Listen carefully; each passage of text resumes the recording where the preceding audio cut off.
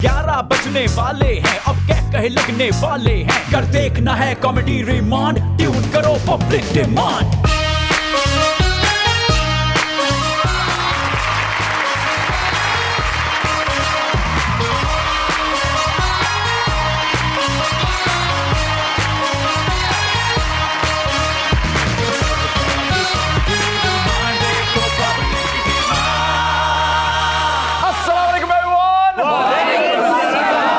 Welcome to public. मैं हूं आपका होस्ट मोहसिन अब्बास हैदर। मैं हूं ब्यूरो क्रेट में लाया था आम के तेरे लिए, मैंने बाहर रखे हुए चांडियो वड़ैच। ओके भाई चौधरी मोहसिन, तुम मेरी शख्सियत की मुख्तलिफ डिमेंशंस को तो जानते हो, लेकिन ये नहीं जानते कि आप एक नंबर के हड हराम हैं। पूरी गालता सोड़ लिया कर चीची दे चलिया। हमारे खानदान की जो लेगेसी है ना, वो है सियासत। रियली?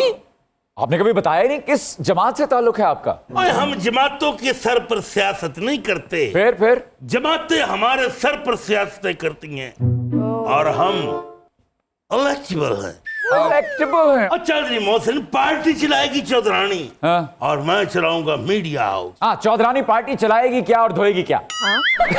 हाँ, लोगों से वोट लेगी क्या और निचोड़ेगी क्या? ठीक है। और चौधरानी मुझे स्ट्रेंथन करेंगी, फिर आपको पता चलेगा गॉडफादर क्या होता है। सोच कुछ खास अच्छी है नहीं आपकी। अच्छा, कसौटी से याद आया, वो पंजाब की मिसाल भी तो है ना, जिथे दी कसौटी उथे ही आन खलोती।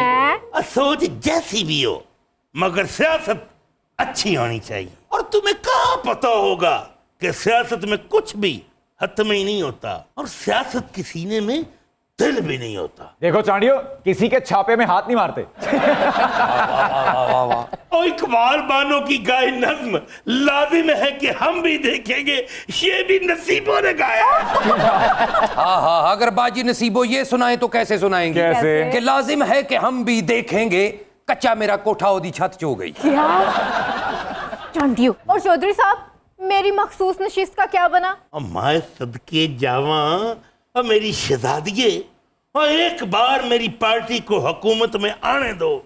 सबसे पक्के पायों वाली मखसूस नशिस्त तुम्हारी ही है। डैडी चौधरी, और मैनू भी सौण वास्ते मंजा ले दो, मैं खलोता ही सुता रहना। चौधरी साहब, मुझे ना थिएटर में छापे मारने का बड़ा शौक है। वाह वाह। जो भी SOPs की खिलाफ वर्जी करेगा, मैं उसके खिलाफ एक्शन लूंगी। लो जी, थिएटर के छापों का इसको शौक है। हाँ। ये चाहती है इस पे भी रेटिंग के छट्टे लगे। और मेरी शहजादी थिएटर में छापे मारने का काम बाजी अजमा बखारी कर रही है, और तुम उनके छापों पर हाथ मार रही हो। और मैं तुम्हें कोई बड़ा पोर्टफोलियो दूंगा। भाई चौधरी मोहसिन, तुम्हें तो पता कि मैं सियासत का पंज पटिया हूँ, लेकिन मैं औरतों को एम्पावर करने के हक में हूँ। वाह वाह, क्या अच्छी सोच है चौधरी साहब आपकी। हमारी खवातीन ये साबित कर रही हैं बबांगे दौल कि वो सियासी मैदान में भी मर्दों से किसी तौर पीछे नहीं है। हमारी जो आज की मेहमान है वो इसी बात का मुंह बोलता सबूत है। जनूबी पंजाब के एक बहुत बड़े घराने से उनका ताल्लुक है। 2024 में पहली बार इलेक्शन लड़ा, जीत गई और सूबाई असेंबली में पहुंच गई। Ladies and gentleman, please welcome जनाब नादिया फारूक खर साहिबा।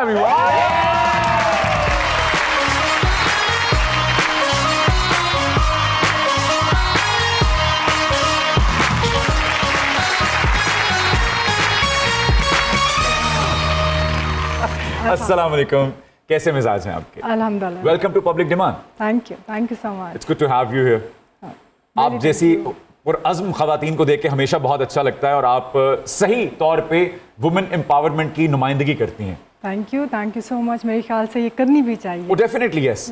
बाजी मैं चांडियो हूँ, इधर तो मैं कभी कभी आता हूँ इनके प्रोग्राम को इज्जत बख्शने के लिए। अच्छा। वैसे मेरा अपना चैनल है कच्चे के इलाके में, मैं उधर का इन्वेस्टिगेटिव जर्नलिस्ट हूँ। ये बड़ी खतरनाक बात बताई आपने। मुझे बस आप मेरे चैनल के लिए टाइम दे, मेहरबानी है। मेरा उधर प्रोग्राम चलता है एक दिन। वो कच्चे के इलाके में तो नहीं है ना? जी वहीं बुला रहे हैं जी। वहीं पे वहां पे आपको दिखाना ना एक दिन चांडियों के साथ। आप पंजाब असेंबली की रुकन भी हैं। ये बताइए कि महंगे पेट्रोल ने, महंगी बिजली ने आपको किस हद तक मुतासिर किया? बहुत ज़्यादा, क्योंकि ऑब्वियसली देखिए, हम तो फिर भी कहीं ना कहीं बैकग्राउंड की वजह से, अपनी सैलरीज की वजह से कहीं ना कहीं कुछ कर लेते हैं मैनेज।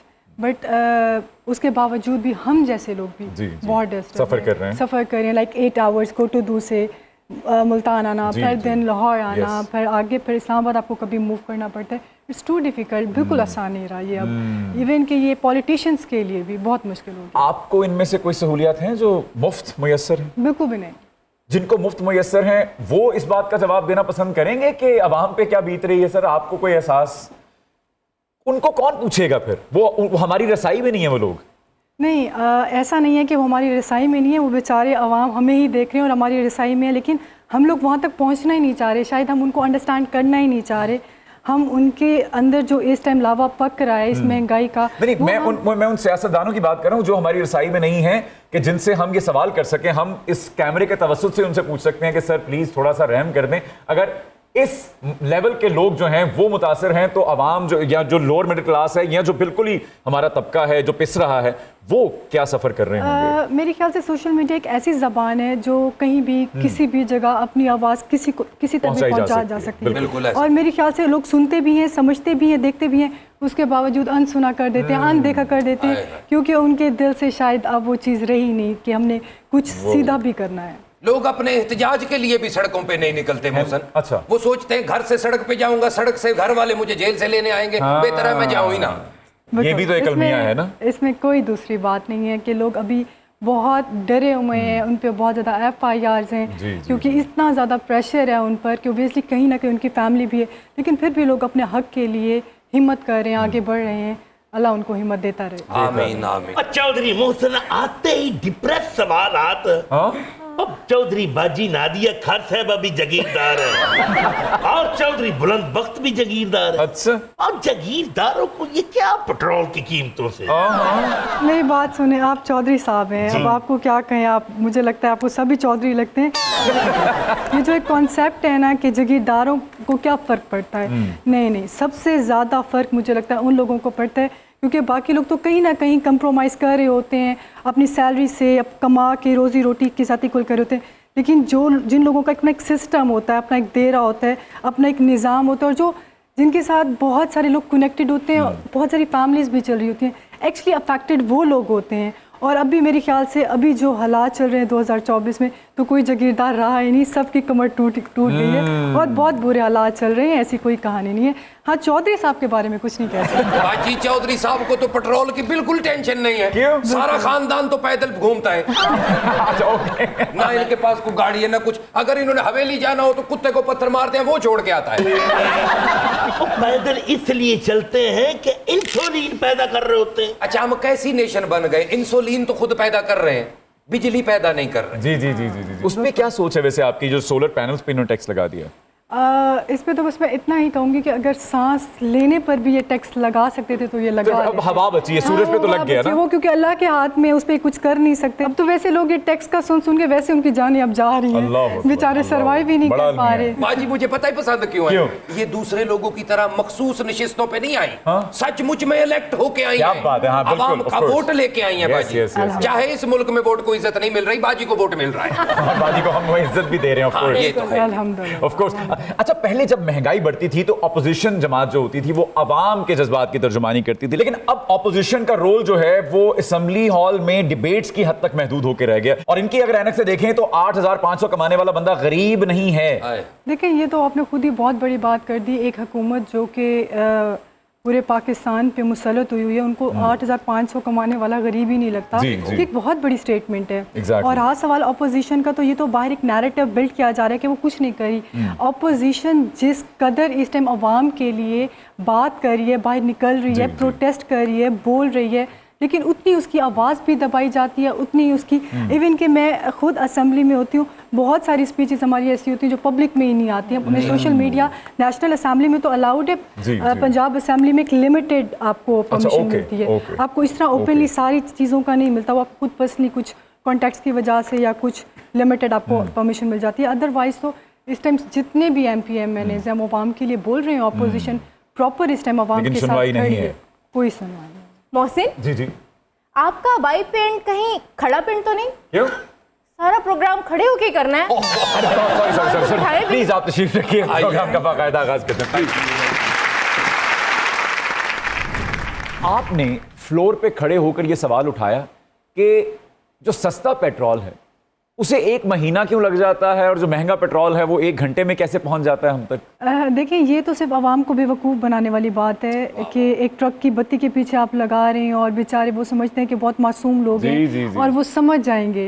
वे इनको ये समझ नहीं आई हुई कि अभी हमारी आवाम समझ गई है और उसको सब पता है कि क्या करें उनके साथ। इस तरह बार बार उनकी फीलिंग्स के साथ ये खेलते रहेंगे और वो बेचारे कुछ बेबस हैं, मजबूर हैं। तो अदरवाइज तो आप खुद समझ रहे हैं ये सारी स्ट्रैटेजीज हैं और कुछ भी नहीं। हमारी आवाम का भी तो थोड़ा मसला है ना। मतलब अब देखो, आवाम को पता चलता है कि 12 बजे पेट्रोल का रेट बढ़ जाएगा। हाँ जी। सारे ऐसे निकल आते हैं जैसे क़यामत तक दोबारा मिलना ही नहीं। बेचारे कुछ रुपए बचाने के लिए 12 से पहले डलवाने की कोशिश करते हैं। अगर उनके कुछ पैसे बच जाते हैं, हम देखिए शायद उन लोगों के लिए बहुत बड़ी चीज़ है जिनके घर में 2 वक्त की रोजी रोटी नहीं है ना, उनके लिए बहुत बड़ी चीज़ है ये। तो हर इंसान जो हक हलाल की कमा रहा है, जो कमा रहा है हक हलाल की, उसके लिए तो 1 रुपया भी बहुत अहमियत रखता है। वाकई हर बंदा ही परेशान है। अच्छा मोहसिन, वो जो मुंह में पेट्रोल डाल के तुम आग निकाला करते थे, तुम्हारा वो भी कारोबार नहीं चल रहा होगा? तभी तो ये शो कर रहा हूँ। इधर भी बैठ के तुम मुंह से आग ही निकाल रहे हो। नादिया जी, मैं भी सियासत में आना चाहती हूँ। मुझे ज़रा बताइए कि कौन सी पार्टी ज्वाइन करूं जो प्रॉफिटेबल भी होगी? बहुत बड़ा क्वेश्चन किया। आई थिंक कोई भी ऐसी जमात जिसके साथ आवाम दिल से खड़ी है और जिसको आवाम अपना लीडर मानती है। आप हुकूमत में है चाहे आप अपोजिशन में है, बट आपका इनर सेटिस्फाइड है, आपका मेंटली सेटिस्फाइड है कि पब्लिक आपके साथ खड़ी है, आपको कभी भी फिर मायूस नहीं करेगी, आप हमेशा ऊपर रहेंगे इंशाल्लाह। और बाजी, आप पर तो 34 मुकदमात हुए, उसको कोई आसान सी पार्टी बताएं जिससे वो सियासत वो तो ये जो 13 जमातों का टोला है उसमें से कहीं भी चली जाएं आप बहुत माल कमा लेंगी। आहा बाजी, क्या फार्मूला बता दिया आपने। एंकर बेगम जी, अपने ही मन में डूब के पाजा सुरागे जिंदगी। 2 इंटेलेक्चुअल लोग बैठे हुए हैं। चौधरी साहब ने तो मुझे मिला लिया अपने साथ। जी मैं माफी चाहता हूँ इसके लिए। चौधरी साहब, आपने ये जो शेरवानी पहनी है ना, इसका मतलब ये नहीं है कि आप पॉलिटिशियन भी हैं। बैंड वाली शेरवानी है। वैसे मैडम, अगर अराकीन को उनकी पुरानी तनख्वाहों पे काम करना पड़े, ठीक है, और जेब से अपने तमाम तर बिल अदा करने पड़े, तो आपके ख्याल में कितने अराकीन हैं, कितने पॉलिटिशियंस हैं जो ये काम छोड़ देंगे? मेरे ख्याल से तो जो सही मायनों में पॉलिटिशियंस हैं वो तो अपना काम करेंगे, क्योंकि उनको सिर्फ काम से ही मतलब है। और बाकी रहा सवाल ये कि खींच लें, पहले भी बेचारे वो कोई 1,70,000 पर ही गुजारा कर रहे थे और जो कुछ तनख्वाहें बढ़ी हैं कोई इतनी बड़ी चीज़ नहीं है। अच्छा। हालांकि कहते हैं कि आवाम के टैक्स का पैसा है नॉल, बट एज ए पॉलिटिशियन जो लोग लॉयल होकर काम करते हैं, मेरे ख्याल से ये बहुत उनकी ज़रूरियात थी। आप उनका फ्यूल देखें, उनका सिस्टम देखें, उनका देरा देखें, उनकी पार्टी की इंस्ट्रक्शंस पे जो उनकी पॉलिसी के मुताबिक उनको चलता है, तो ये तो उसके मुताबिक तो बहुत कम है। मेरे ख्याल से तनख्वाह एक ऐसी चीज़ है जो आपकी हक हलाल की है। आप कह सकते हैं ये हमारे हलाल का है, बजाय कि आप करप्शन करें, बजाय दूसरे लोगों का हक खींचें, तो इट्स रॉन्ग। इट्स बेटर कि आप अपनी तनख्वाहों पे रहें। तो मेरे ख्याल से वो तो पहले भी काम कर रहे थे और अगर तनख्वाहें बढ़ी हैं तो वो उनके लिए ज़्यादा अच्छा हो गया। काम जो लोग करने वाले हैं, पॉलिटिशियंस जो प्योर हैं, वो करेंगे, चाहे उनके अकाउंट में 0 सैलरी भी जा रही होगी। ठीक है, बिल्कुल ठीक है। मैं समझ गया हूँ कि चाहे आप पीटीआई को रिप्रेजेंट करती हैं, लेकिन तनख्वाह बढ़ने वाले मामले में अज़मा बुखारी के साथ आप इत्तेफाक कर रही हैं। बिल्कुल जी, मैं अज़मा बुखारी साहब के साथ तो इत्तेफाक नहीं कर रही हूँ, मैं ऑल ओवर बात कर रही हूँ कि पाकिस्तान में अभी जो हालात चल रहे हैं और जो महंगाई चल रही है, सिर्फ ये मैं पॉलिटिशियंस के लिए बात नहीं कर रही है, मैं जितने भी हमारे जो सरकारी मुलाजमीन हैं उनकी तनख्वाहों का बहुत मसला चल रहा है। मेरे ख्याल से तो उनका भी सबसे पहला हक है, उनकी भी बढ़नी चाहिए। हमारे स्कूलों में, कॉलेजों में हमारे उस्ताद हैं, उनकी बढ़नी चाहिए। हमारे डॉक्टर्स हैं जो कि हमारे रियल हीरोज़ हैं, जो लोगों की जानें बचाते हैं, उनकी बढ़नी चाहिए। यहाँ पे मेरे ख्याल से अभी जो हालात चल रहे हैं, तो मेरे जितने भी सरकारी मुलाजमीन हैं उनके साथ लॉयल्टी करनी चाहिए। वैसे आपस की बात है मैम, खैबर पख्तूनख्वा असम्बली में अरकान ने मराद के मामले में काफ़ी अन्नी डाली है इस बार। तो आप तो डाई हार्ट फैन हैं बानी पीटीआई के असूलों की, उनके मंशूर की, आपने एहतजाज नहीं किया?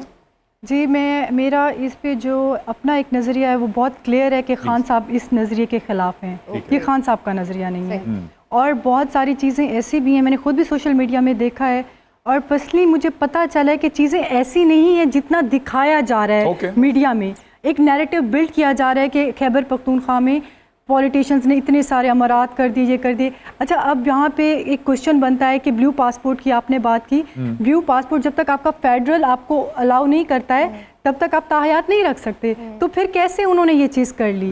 और अभी आप देखें, अगर फॉर एग्जांपल हमारे कुल मिला के 1000 भी अगर पार्लियामेंटेरियंस हैं जिनके पास ब्लू पासपोर्ट हैं, बट आप रिकॉर्ड चेक करें तो आपके पास 10,000 के ब्लू पासपोर्ट्स हैं, बाकी किन के पास हैं? इसका हिसाब किताब कौन देगा? बिल्कुल ठीक। तो अगर बात सिर्फ सारी हमेशा पॉलिटिशियंस पर आ जाती है क्योंकि वो बेचारे हर चीज़ में ही पिस रहे होते हैं, दर हकीकत बाकी का हिसाब कौन देगा?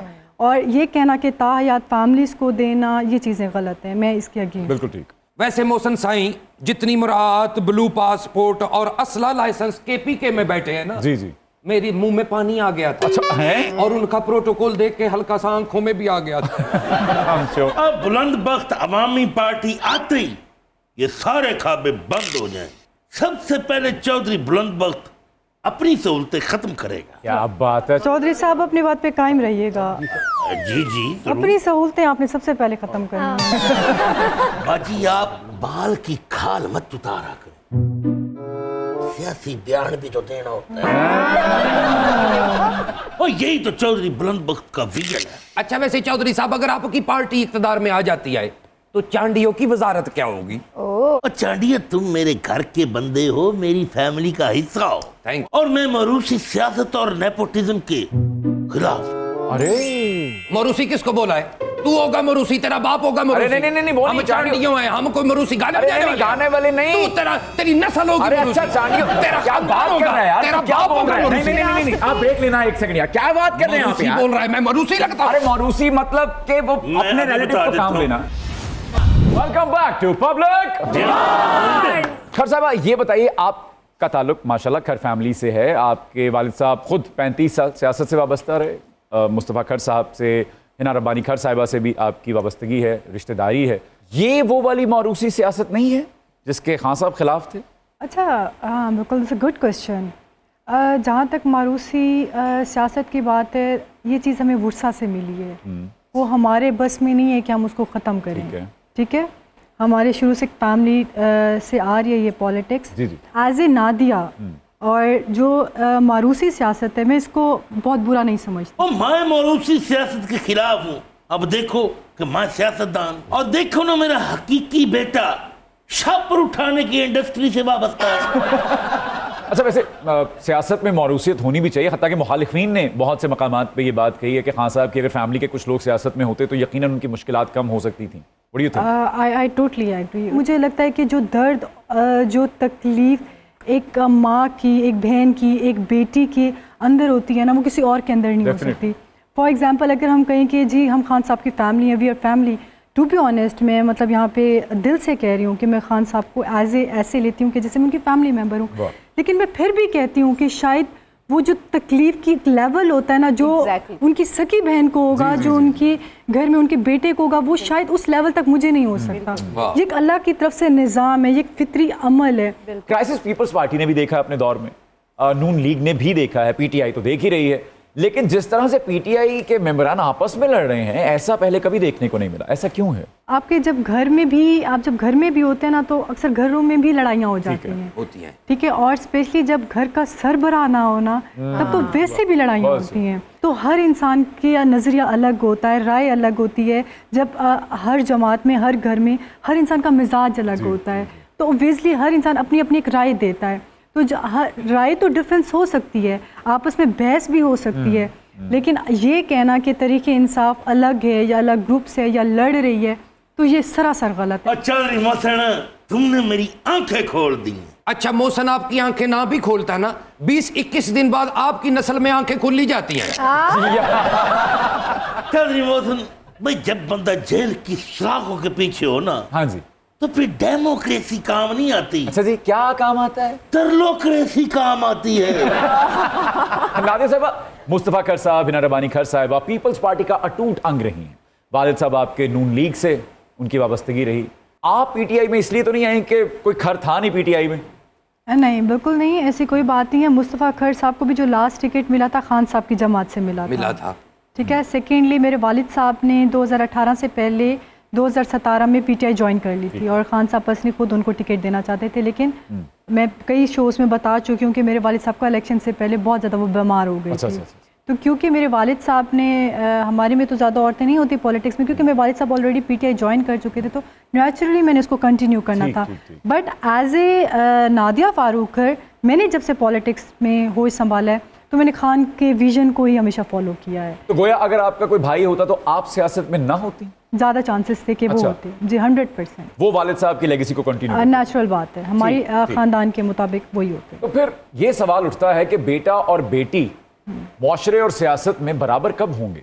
देखिए, यही तो खान साहब का विजन है, सबको इक्वल देना। तो ये जो हमारी नई जनरेशन है, जो अब हम लोग हैं, तो हमें ये साबित करना है ना, हमें आने वाले टाइम को बेहतर बनाना है ताकि हम औरत और मर्द को बराबर करें। आप मुझे ही देख लें, मैं खुद एक मिसाल हूँ अपने इलाके में। मेरे इलाके में औरतें बाहर नहीं आती, मुझे एक अपने फैमिली को भी फेस करना पड़ा, फिर बाहर आके इलाके में। अच्छा, फैमिली तो फिर फैमिली होती है ना, पब्लिक में भी कुछ लोग तो मुझे एज ए फारूक खर की बेटी मुझे वोट करने के लिए रेडी थे, कुछ लोग को वेजली खान साहब के साथ तो सब भी थे। और सेकंड एक था कि एक औरत देरा कैसे संभालेगी, क्योंकि जो वहाँ पे मैं जिस एरिया से हूँ, हल्का PP 277 डिस्ट्रिक्ट कोटेदू, वहाँ के लोग वेजली धोती वाले, हमारे मासूम लोग हैं, बुजुर्ग हैं, बड़े बड़े फैसले करते हैं, पग पहनते हैं, मतलब पंचायतों वाले लोग हैं। और आपको पता है कि वहाँ पे कत्लो-गार, बहुत सारे मसाइल होते हैं शादी के, उनके वसाइल भी बहुत ज़्यादा हैं। तो ये सारे मसाइल एक औरत, और वो भी मतलब इतनी छोटी बच्ची कैसे करेगी? तो ऑब्वियसली एक बड़ा मुश्किल होता है इस चीज़ को ब्रेक करना। तो अगर वहाँ पे उस एरिया में एक मर्द ही सूट करता है ना, लेकिन आप कह रहे हैं कि ये सिस्टम कब ख़त्म होगा? हम जैसे लोग, हम जैसे जो नए लोग, औरतें हैं जो हक हलाल का करते हैं और मेहनत करते हैं, मैंने उन लोगों में जाके, उन बुज़ुर्गों में जाके, उन नौजवान मर्दों में जाके खुद को उनके मुकाबले में बैठकर उनकी बातों को सुना है, उनको हल किया है, उनकी खुशी गमी में जाके, लाइक जब कोई गमी होती है, मैं नीचे तड्डे पे ज़मीन पे बैठती हूँ उनके साथ, फातिया करती हूँ। मैंने उस सिस्टम को ब्रेक किया कि मर्द और औरत इक्वल होते हैं और औरत कुछ भी कर सकती है।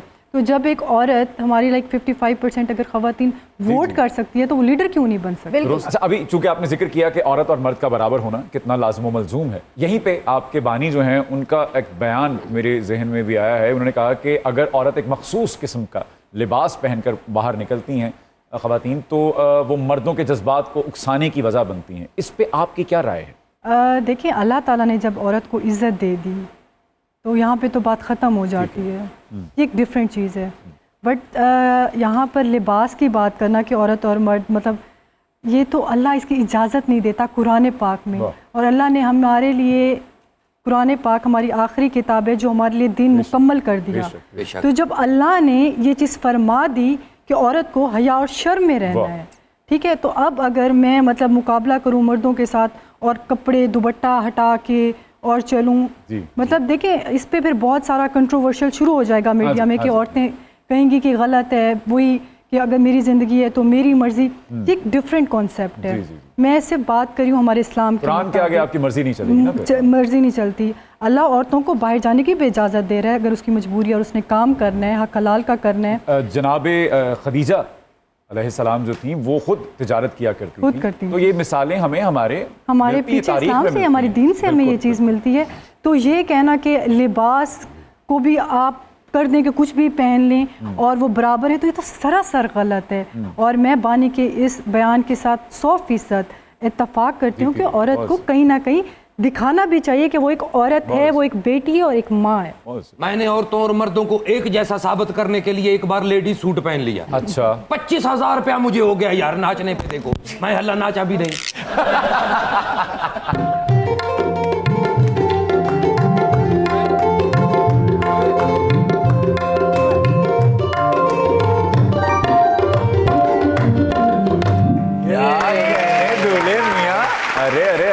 अरे मियां, आज जरा एहतियात से पहले बता रहा हूं आपको, खर साहिबा आई हैं, खुशहाल शादीशुदा जिंदगी गुजार रही हैं, रुकने पंजाब असेंबली हैं, अपनी इज्जत अपने हाथ में। अरे लकड़ी के नेल कटर मैं जानता हूं, मैं तो वैसे ही आया हूं। और दूसरी बात, अगर मेरा वोट बाजी के हल्के में होता, यकीनन मैं इन्हीं को वोट डालता। बेटा बुजुर्ग लाड़ा है, यदि माला च चिट्टे आ गए मोहल्ला से चिट्ठे मार आए वहां से। मोहसन आम तो होते हैं ना ओल्ड सिटीजन, ये है एक्स्ट्रा लार्ज ओल्ड सिटीजन।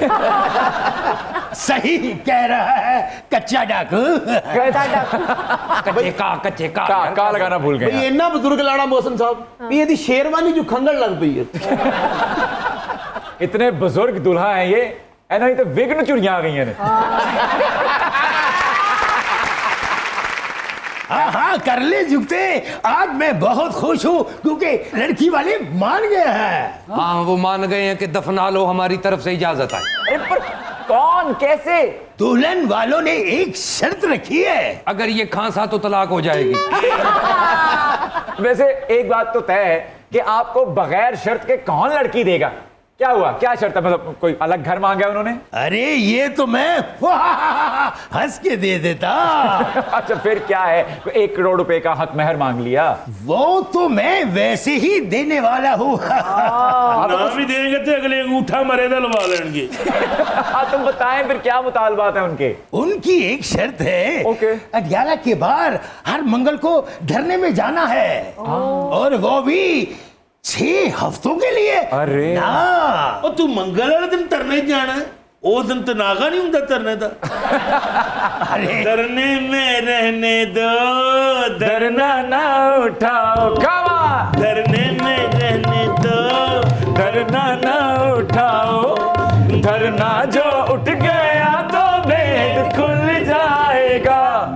अल्लाह मेरी तौबा, अल्लाह मेरी तौबा, अल्लाह मेरी तौबा, अल्लाह मेरी तौबा। वैसे अगर धरना उठ गया तो वाकई बहुत सारे भेद खुल जाएंगे। धरने में जिस तरीके से धरना होना चाहिए ये करने ही नहीं देते। दुल्हे राजा आप सुने मेरी बात। जी जी इधर आए मेरे पास। अरे मेरे पास आए यार। कुल मिला के आपको इनकार हो चुका है। अरे ये क्या कह दिया, चिले के बच्चे के फीडर। अब धरना अडियाला के बाहर नहीं, लड़की के घर के सामने होगा। धरना होगा, धरना होगा, मेरा ब्याह तो करना होगा। धरना होगा, धरना होगा, मेरा ब्याह तो करना होगा। करना होगा, करना होगा, मेरा ब्याह तो करना होगा, धरना होगा, धरना होगा। मेरा ब्याह तो करना होगा, करना होगा।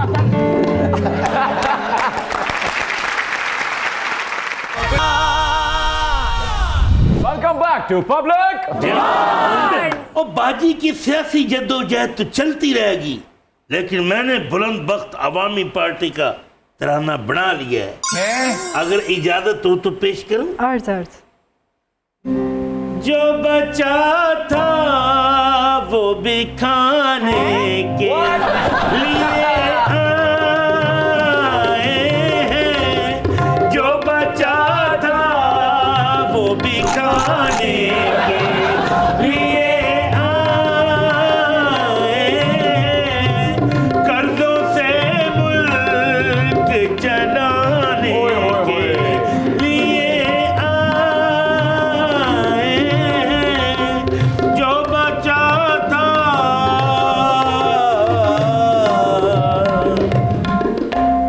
इतना सच्चा तराना सुना है आपने कभी? Good one. है ना? जो बचा था वो भी खाने के लिए आए हैं, कर्जों से मुल्क चलाने के लिए आए हैं। जी हाँ, ज़ादा चौधरी ते ख्वाब बड़े बड़े हुक्मराना वाले।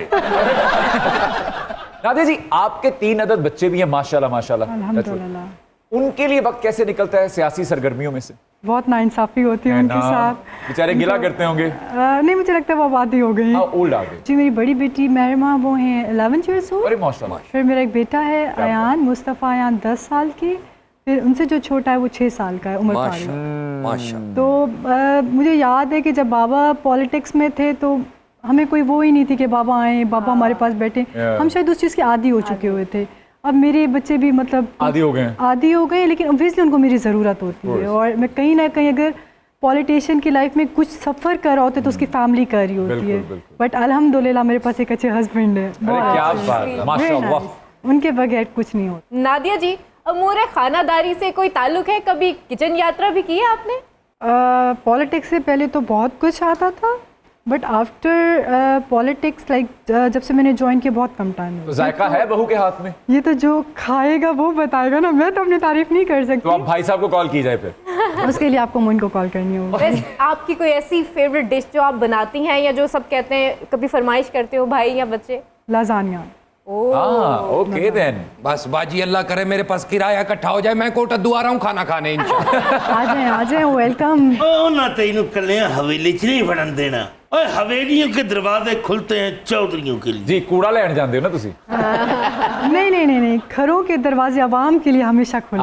क्या बात है, क्या बात। बाजी मुबारक हो आपको, 2 टिकटें पड़ गई हैं अब। कभी हमारे भाई साहब ने फरमाइश की हो कि चाय पीनी है और सिर्फ आप ही के हाथ की पीनी है, तो इस जिद को कैसे पूरा करती हैं आप तो इतनी मसरूफ रहती हैं। मोइन ने कभी चाय की मुझे फरमाइश नहीं की, जब भी की है बहुत बड़ी बड़ी फरमाइशें की है। लाइक मुझे शिकार का गोश्त खाना है, मटन खाना है या लजानिया खाना है। बहुत कम करते हैं बट करते हैं तो वो फिर मैं पूरी करती हूँ। क्या बात, good, so sweet. Chaudhry Mohsin चुदरानी जागीर के मामलात को भी देखती है, सियासी सरगर्मियों के मामलात को भी देखती है, लेकिन मेरे लिए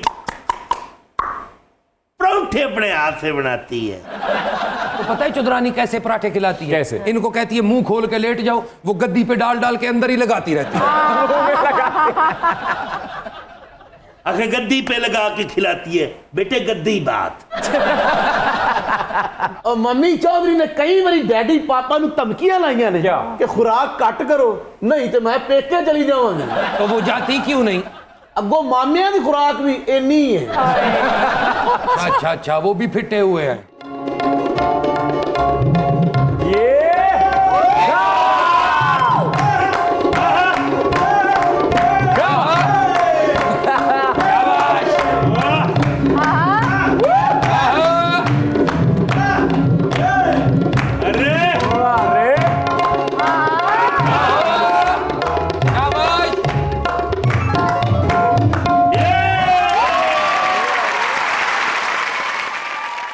So ladies and gentlemen, please welcome the Vanga 2, the son of the legendary Sir Allah Rakha Pepsi साहब।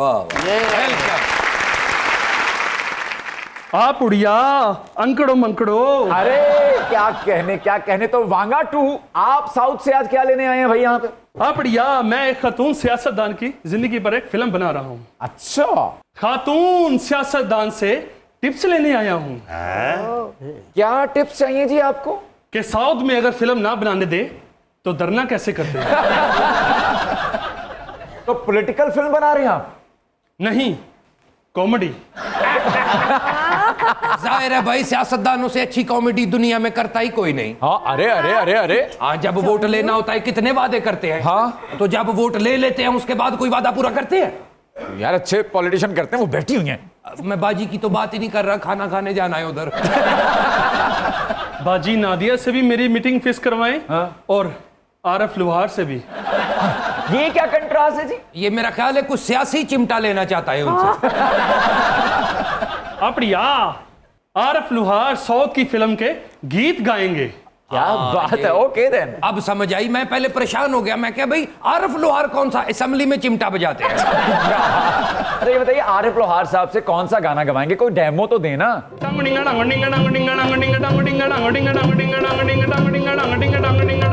एक लड़की नु वेखिया ते इंज लगया ओले बेटा लड़की नु वेख के लगे टेढ़ा भाई। वेखिया ते इंज लगया जिवें खिलदा गुलाब जिवें शायर दा ख्वाब जिवें मन विच हीरन जिवें संदल दी अग हायो मेरा खब्बा पहुंचा सड़ गया।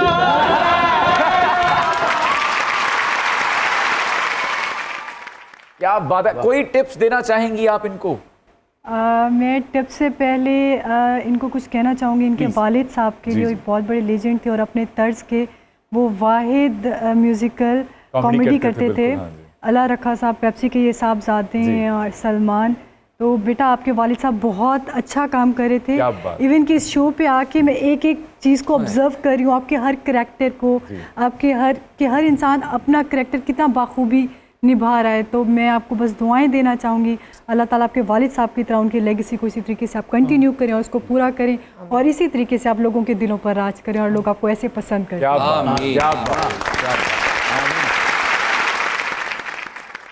अल्लाह रखा पेप्सी साहब, जिस तरह से गुज़िश्ता 50 बरस पे भी अगर हम नज़र दौड़ाएं तो कोई ऐसा कमेडियन नहीं मिलता जो कि म्यूजिकल कॉमेडी को करता हो, उसका इतना खूबसूरत खाका बनाते हो, डांसिंग कॉमेडी करते थे वो, और उनके गीत हम आज भी मिस करते हैं। और हम एक्सपेक्ट करते हैं कि सलमान मियां कि आप उस लेगेसी को जो आपके वालिद साहब की थी उसको कंटिन्यू करेंगे इंशाल्लाह। और आज से पब्लिक डिमांड की टीम की तरफ से आपको एक नाम दिया जा रहा है, सलमान पेप्सी। मोहसिन भाई, जाते वक्त आपने मुझे किराया दे के जाना है, आपकी मेहरबानी।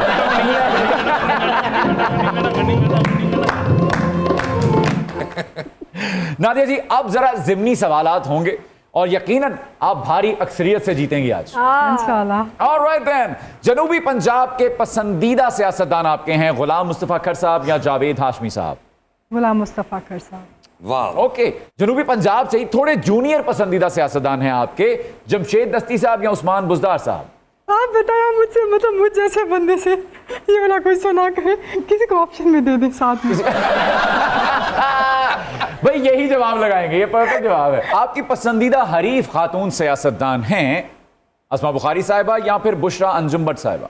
उस्मा बुखारी साहिबा। ओके, लाहौर या लंदन? लाहौर। किसके पार्टी छोड़ने का ज्यादा दुख है आपको, असद उमर साहब का या फयाजुल हसन चौहान साहब का? असद उमर साहब का। वाह वाह। फवाद चौधरी साहब या फिर शीरी मजारी साहिबा? डिफिकल्ट क्वेश्चन, मेरे लिए दोनों काबिल इज्जत हैं। वाह। शीरी मजारी साहिबा। ओके, माहिरा खान या महविश हयात? माहिरा खान। आयजा खान या सबा कमर? आयजा खान। हुमायूं सईद साहब या फिर फहद मुस्तफा साहब? हुमायूं सईद। हुमायूं सईद। ओके, मोहम्मद रफी साहब या फिर किशोरदा? मोहम्मद रफी साहब। सुहेल अहमद साहब, लेजेंडरी सर सुहेल अहमद साहब या फिर पारिश रावल साहब? सुहेल अहमद साहब। Thank you so much for coming. बहुत बहुत बहुत मजा आया आपके साथ। आप इतनी खुश गुफ्तार हैं, आप इतनी खुश लिबास हैं, इतना मजा आया मुझे आपको सुनते हुए। अच्छा, आपको पता है कल रात को ना मैं गाड़ी में थी तो मैंने कहा एटलीस्ट मैं जिस शो पे जा रही हूँ मैं देखूँ तो सही। हाँ, जब मैंने देखा और मैं डर गई थी कि लाइक एज ए पॉलिटिशियन और मुझे तो लॉन्ग टर्म करनी है, तो ये थोड़ा सा कॉमेडी भी है तो शायद मुझे नहीं जाना चाहिए। बट यहाँ आके मैंने इतने सारे शोज़ के, मैं इसलिए नहीं कह रही ये, मैं मतलब ऑन द स्क्रीन भी कह सकती हूँ कि मैंने बहुत सारे शोज़ में गई हूँ, बहुत सारे चैनल्स में मैं गई हूँ, बट यहाँ पे हर इंसान का अपना एक किरदार है, एक आर्टिस्ट है जो उसके अंदर से नज़र आता है। कुछ लोग आते हैं ना, वो अपनी अपनी बात कर रहे होते हैं, कुछ लोग ऑब्वियसली आपने वो चीज़ दिखाई हो, दिखता है वो बिकता है, बट अगर उनका जो करैक्टर है वो उसमें पूरे तरीके से गुम है, इनका जो करैक्टर है वो उसमें पूरे तरीके से वो है, और इनको जितनी भी आप दे दें इंस्ट्रक्शंस, बट उन्होंने रहना अपने करैक्टर में है। तो ये वाली जो एक चीज़ है ना, और आप जिस तरीके से सारी चीज़ों को हैंडल कर लेते हैं, ये चीज़ मुझे बहुत एंजॉय की है कि सिर्फ एक इंसान के किरदार एक बंदा नहीं होता, तो आर्टिस्ट बहुत मैटर करता है, जिसको बहुत अभी पीछे दबा दिया गया है। ये चीज़ें बहुत सामने निकल कर आनी चाहिए। अच्छा, मोहसिन अब्बास साहब, मैंने काफ़ी सुना हुआ है आपके बारे में कि आप बहुत अच्छे शायर हैं और मतलब आप इस एज में बहुत अच्छी शायरी करते हैं, तो आज के दिन भी कोई शायरी हो जाए? अरे क्यों नहीं, क्यों नहीं, जरूर जरूर जरूर। अंधा क्या मांगे दो चार मिसरे। अहमद सलमान साहब हैं, उनकी एक गजल गोश गुजार करना चाहूंगा। जो हम पे गुजरे थे रंज सारे, जो खुद पे गुजरे तो लोग समझे। जो हम पे गुजरे थे रंज सारे, जो खुद पे गुजरे तो लोग समझे। जब अपनी अपनी मोहब्बतों के अजाब झेले तो लोग समझे। वो जिन दरख्तों की छांव में से मुसाफिरों को उठा दिया था, उन्हीं दरख्तों पे अगले मौसम जो फल ना उतरे तो लोग समझे। उसे एक कच्ची सी उम्र वाली के फलसफे को कोई न समझा। जब उसके कमरे से लाश निकली, खुतूत निकले तो लोग समझे। वो गांव का एक ज़ईफ दहकान सड़क के बनने पे क्यों खफा था। जब उनके बच्चे जो शहर जाकर कभी न लौटे तो लोग समझे। जो हम पे गुजरे थे रंज सारे, जो खुद पे गुजरे तो लोग समझे। जब अपनी अपनी मोहब्बतों के अजाब झेले तो लोग उस एक कच्ची सी उम्र वाली के फलसफे को कोई न समझा। जब उसके कमरे से लाश निकली, खुतूत निकले, तो लोग समझे।